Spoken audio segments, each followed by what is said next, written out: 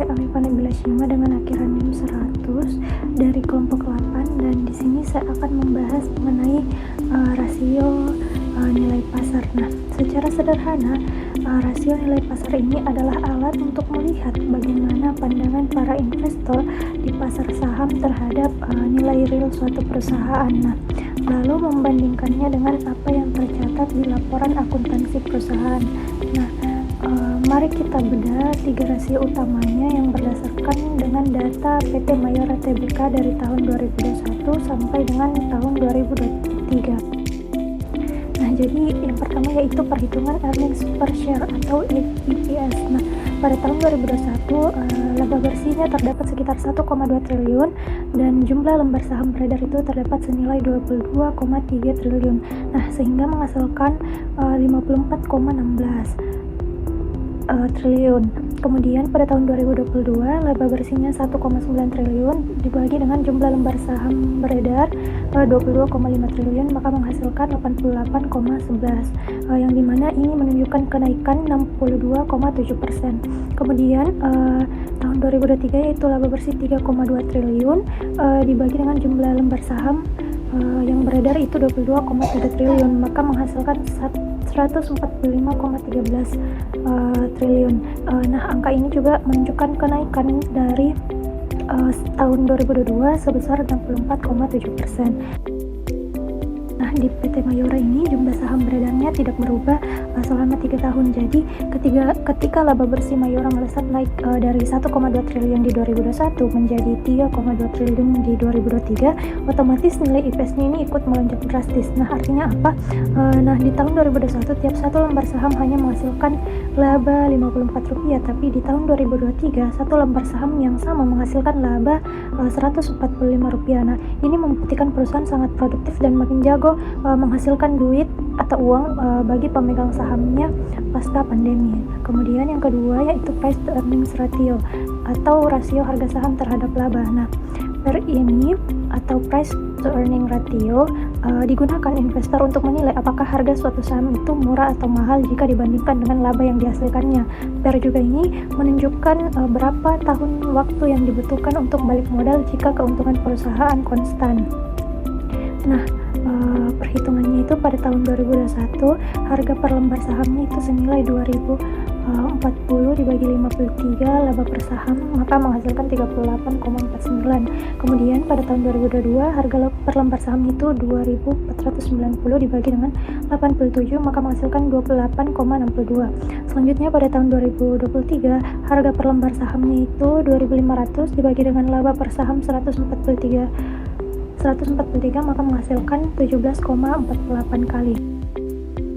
Di tahun 2021 per Mayora tinggi sekali, yaitu sekitar 38,49 kali, yang artinya investor ini rela membayar harga saham 38 kali lipat lebih mahal dibanding laba per sahamnya karena mereka optimis Mayora akan tumbuh setelah pandemi. Nah, menariknya di tahun 2022 dan 2023 angka PER ini justru makin turun ke angka 17,48 kali, padahal harga sahamnya relatif stabil di pasar. Nah, kenapa bisa turun? Karena pertumbuhan laba bersih Mayora jauh lebih cepat daripada kenaikan harga sahamnya. Nah, jadi secara valuasi saham Mayora di tahun 2023 ini justru menjadi jauh lebih murah, sehat, dan menarik secara fundamental bagi investor dibandingkan pada tahun 2021. Ketiga yaitu market to book ratio, nah atau rasio harga terhadap nilai buku. Nah, apa itu PBF? PBF ini adalah rasio yang membandingkan harga saham di pasar dengan nilai modal bersih atau nilai buku per lembar saham perusahaan. Nah, ini menunjukkan seberapa besar pasar menghargai kekayaan bersih suatu perusahaan. Nah, perhitungan market to book ratio ini atau PBF pada tahun 2021 harga per lembar saham senilai 2040 dibagi dengan nilai buku per saham yaitu 508,08 yang akan menghasilkan 4,02 kali. Kemudian pada tahun 2022 harga per lembar sahamnya senilai 2490 dibagi dengan nilai buku per saham sekitar 574,04, maka akan menghasilkan 4,34 kali. Kemudian pada tahun 2023 harga per lembar sahamnya itu 2500 dibagi dengan nilai buku per saham 683,50, maka akan menghasilkan 3,66. Nah, Rasio ini membandingkan harga saham pasar saat ini dengan nilai buku akuntansinya. Nah, di tahun 2021 dan 2022, BBF Mayora ada di angka 4,02 dan 4,34. Nah, ini artinya pasar menghargai saham Mayora 4 kali lipat lebih tinggi daripada nilai aset bersih tertulisnya. Nah, kenapa? Karena reputasi merek Mayora sangat kuat dan investor percaya pada prospeknya. Namun, di tahun 2023, BBF-nya ini turun sedikit ke angka 3,66. Nah, penurunan ini bukan karena perusahaan memburuk, melainkan karena nilai buku modal atau ekuitasnya ini modal atau ekuitas perusahaan naik signifikan sehingga rasionya mengalami normalisasi menjadi lebih bersahabat. Nah, selama angka PBF ini masih di atas 1, itu tandanya sentimen pasar terhadap perusahaan tetap bernilai sangat positif. Mungkin itu saja yang dapat saya sampaikan. Terima kasih. Baik, bismillahirrahmanirrahim. Assalamualaikum warahmatullahi wabarakatuh. Di sini saya akan menjelaskan materi mengenai Tobin Skew. Nah, di mana rasio Tobin Skew ini dibuat oleh James Tobin sebagai perbaikan atas rasio nilai pasar dan nilai buku. Nah, Tobin Skew ini dianggap lebih baik dari rasio MBV karena memasukkan nilai utang perusahaan dalam menghitung nilai pasar dan nilai buku perusahaan berbeda dengan MBV yang hanya menghitung total ekuitas sebagai nilai buku perusahaan. Nah, nilai pasar perusahaan secara total dihitung dengan cara menambah nilai pasar ekuitas dan utang perusahaan. Nilai pasar ekuitas dihitung dengan mengalihkan harga penutupan saham dengan jumlah lembar saham beredar, perhitungan biaya pengganti aset antara total ekuitas dan total liabilitas perusahaan. Perusahaan dengan growth yang tinggi akan memiliki rasio Tobin Skew yang tinggi karena perusahaan membutuhkan biaya eksternal yang tinggi pula. Nah, rumus dari Tobin Skew sendiri ini yaitu total nilai saham dibagi biaya pengganti aset. Nah, nilai rasio Tobin Skew pada PT Mayora pada tahun 2021 yaitu 45, di mana total nilai pasarnya yaitu 45,6 triliun dibagi 19,9 triliun sama dengan 2,29. Nah, pada tahun 2022 total nilai pasarnya sebesar 55,8 triliun dibagi dengan biaya pengganti asetnya sebesar 22,2 triliun atau sama dengan 2,51. Kemudian pada tahun 2023 total nilai pasarnya yaitu 55,6 triliun dibagi dengan biaya pengganti aset 23,8 triliun sama dengan 2,33. Tahun 2021 nilai Tobin Skew pada PT Mayora ini tercatat sebesar 2,29. Nilai ini menunjukkan bahwa pasar menilai perusahaan lebih dari 2 kali lipat dibandingkan dengan biaya pengganti seluruh asetnya. Angka ini mencerminkan tingginya kepercayaan pasar terhadap kinerja dan prospek pertumbuhan PT Mayora yang saat itu sedang berada dalam proses pemulihan dan ekspansi setelah tekanan pandemi. Nah, kemudian pada tahun 2022 menunjukkan peningkatan nilai Tobin Skew menjadi 2,51. Kenaikan ini menunjukkan bahwa ekspansi pasar terhadap perusahaan itu semakin tinggi sejalan dengan peningkatan laba bersih dan efisiensi operasional. Rasio ini mengindikasikan bahwa perusahaan memiliki potensi pertumbuhan yang lebih besar dan pasar bersedia menilai perusahaan secara premium dibandingkan dengan nilai ekonomis aset yang dimilikinya. Namun pada tahun 2023 rasio Tobin Skew mengalami penurunan menjadi 2,33. Penurunan ini terjadi meskipun nilai pasar perusahaan masih tinggi yang kemungkinan disebabkan oleh meningkatnya biaya pengganti aset seperti naiknya total ekuitas dan liabilitas perusahaan. Meski demikian, nilai Tobin Skew yang tetap berada jauh di atas angka 1 mengindikasikan bahwa perusahaan masih dianggap sangat bernilai di mata pasar dan ekspansi pertumbuhan jangka panjang tetap tinggi. Materi selanjutnya yaitu pendekatan DuPont. Nah, sekitar tahun 1919, DuPont Corporation menggunakan suatu pendekatan yang dilakukan untuk melihat efektivitas dan menganalisis kinerja keuangan perusahaan dengan memecah rasio pengembalian atas aset dan pengembalian atas ekuitas menjadi beberapa perhitungan. Melalui analisis DuPont akan diketahui pada bagian manakah yang kurang efisien dari kinerja perusahaan, apakah karena kurangnya profit margin, ketidakefektifan pengelolaan aset, atau karena proporsi ekuitas dan liabilitas yang tepat. Nah, rumus ROA adalah return on asset sama dengan laba bersih dibagi total aset. Rumus ROA setelah menggunakan pendekatan DuPont yaitu ROA sama dengan profit margin dikali total aset turnover pada tahun 2021 sama dengan 1,2 triliun dibagi 19,9 triliun sama dengan 6,08%. Profit margin total aset turnover pada tahun 2022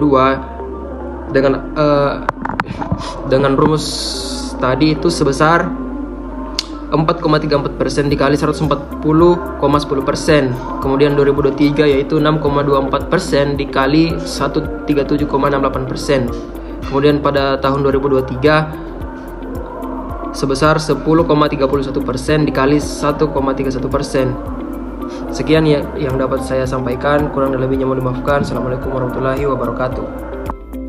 Nah, di sini saya akan menjelaskan pada slide perhitungan return on equity atau ROE, yang dimana pada slide itu dia menampilkan persoalan perhitungan ROE yang di sini yang digunakan untuk mengukur seberapa besar kemampuan perusahaan menghasilkan laba berdasarkan yang dimiliki pemegang saham. Dalam metode DuPont, ROE ini bisa dihitung dari 3 komponen utama, yaitu profit margin, total asset turnover, serta equity multiplier. Pada tahun 2021, ROE ini perusahaan sebesar 10,66%. Nilai tersebut dari profit margin sebesar 4,34%. Dari total asset turnover itu sebesar 140,10%. Dan equity multiplier sebesar 175,33%. Pada tahun 2022, ROE ini meningkat menjadi 15,35%. Peningkatan ini dipengaruhi oleh naiknya profit margin yang menjadi 6,42%, sementara total aset turnover sebesar 137,68% dan equity multiplier sebesar 173,56%. Sedangkan pada tahun 2023, ROE turun menjadi sekitar 13,60%. Dan meskipun profit margin meningkat menjadi 10,31%, equity multiplier turun menjadi 100%, sehingga efek bangkit dari penggunaan utang berkurang dan menyebabkan ROE menurun. Selanjutnya di slide analisis ROE pada tahun 2021 hingga 2023. Nah, di sini pada tahun 2021, ROE sebesar 10,66% menunjukkan perusahaan sudah mampu memberikan pengembangan yang cukup baik kepada pemegang saham. Namun, selain itu, hal tersebut juga didukung oleh efisiensi penggunaan aset dan struktur modal yang seimbang. Memasuki tahun 2022, ROE meningkat menjadi 15,35% yang merupakan nilai tertinggi selama periode penelitian di perusahaan. Peningkatan ini bisa dibilang bahwa perusahaan berhasil meningkatkan laba bersih sehingga mampu memberikan tingkat pengembalian lebih tinggi kepada investor. Namun pada tahun 2023, ROE menurun menjadi 13,60%, yang dimana perusahaan ini bukan karena laba perusahaan yang menurun, tetapi karena perusahaan mengurangi penggunaan leverage atau utang. Hal tersebut terlihat dari equity multiplier yang turun menjadi 100%, sehingga efek pengganda terhadap pengembalian modal juga ikut berkurang. Nah, yang bisa dilihat dari slide ini, perubahan ROE tidak dipengaruhi tidak hanya oleh laba, tetapi juga oleh efisiensi aset dan struktur pendanaan perusahaan.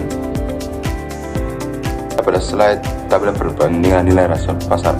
Pada tabel ini, dia pertama membahas persoalan earning per share atau EPS, mengalami peningkatan dari 54,16 pada tahun 2021 menjadi 145,13 pada tahun 2023. Artinya, laba yang diperoleh oleh setiap lembar saham semakin besar, sehingga memberikan sinyal yang positif bagi investor.